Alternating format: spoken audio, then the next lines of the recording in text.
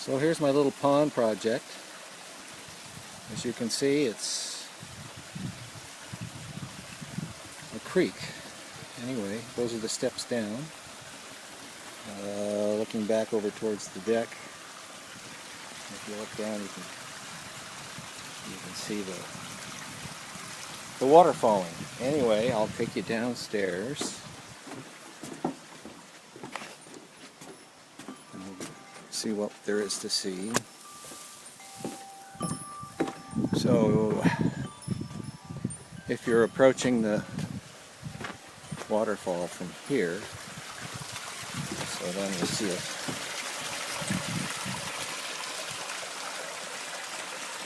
here, and the path down,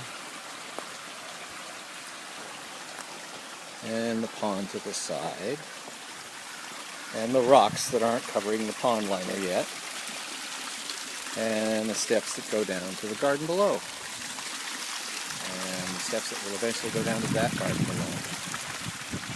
Anyway, so that's